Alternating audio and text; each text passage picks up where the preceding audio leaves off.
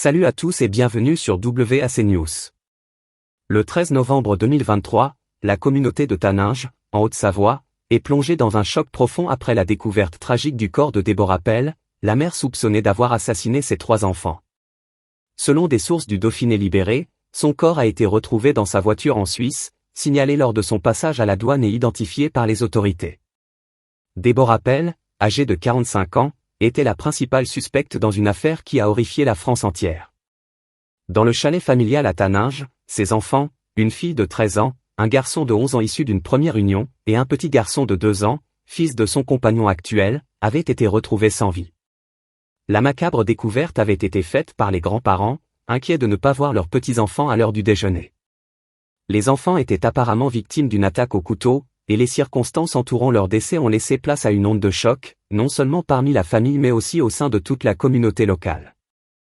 Les grands-parents, n'ayant reçu aucune nouvelle de leur fille ou de leurs petits-enfants, avaient décidé de se rendre au chalet pour s'assurer que tout allait bien. Ce qu'ils ont découvert a été un véritable cauchemar. Déborah Pell, institutrice bien connue dans la région, était également décrite comme une mère aimante, malgré des allégations de sévérité dans sa méthode d'enseignement. Son état mental avait suscité des préoccupations, elle souffrait de dépression et avait même laissé une lettre avant sa fuite, laissant présager son état désespéré. Les témoignages de voisins et d'amis montrent un portrait contrasté de Déborah. Beaucoup la décrivent comme une personne engagée, impliquée dans la vie de ses enfants et de son métier d'institutrice. Cependant, des voix se sont également élevées pour mettre en lumière ses difficultés émotionnelles, sa lutte intérieure et les difficultés qu'elle éprouvait à jongler entre sa carrière et ses responsabilités familiales. La journée du 12 novembre, précédant la découverte des corps, avait été marquée par des événements tragiques. Les enfants avaient passé du temps dans le chalet avant que leur vie ne soit brutalement interrompue. Les circonstances entourant leur décès posent des questions inquiétantes sur la santé mentale de leur mère. L'impact psychologique de son état et la pression sociale peuvent avoir joué un rôle dans cette tragédie indescriptible. Le retour inattendu des grands-parents a révélé une réalité dévastatrice qui a laissé leurs proches et la communauté sans voix. Comment une mère en détresse a-t-elle pu commettre de tels actes? Les motivations exactes de Déborah, ainsi que les circonstances précises de la tragédie, demeurent encore obscures alors que l'enquête se poursuit. Le passage désespéré vers la Suisse, où le corps de Déborah a été découvert, soulève également des questions sur les événements qui ont conduit à cette situation fatale. En quittant la scène de la tragédie, Déborah semblait fuir non seulement les conséquences de ses actes, mais aussi son propre tourment intérieur. Les enquêteurs s'interrogent maintenant sur le contenu de la lettre laissée par Déborah, qui pourrait fournir des indices sur son état d'esprit au moment des faits. Qui était-elle réellement? Une mère acculée par la souffrance ou une personne dont le désespoir l'a poussée à commettre l'irréparable? La réaction de la communauté à cette tragédie est profondément marquée par la colère, la tristesse et l'incompréhension.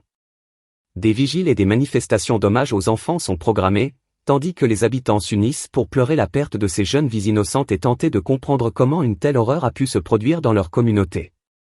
Les discussions autour de la santé mentale et du soutien aux familles en détresse reviennent donc au cœur des préoccupations locales. Des groupes de soutien se mettent en place pour aider les habitants à surmonter ce drame et s'interroger sur la manière dont la collectivité peut mieux s'entraider en temps de crise. Alors que les détails de cette tragédie continuent d'émerger, ce cas rappelle à quel point il est essentiel d'être attentif aux signes de détresse chez les individus, notamment au sein des familles. Les mères, en particulier, sont souvent confrontées à des attentes élevées et à des pressions qui peuvent devenir écrasantes.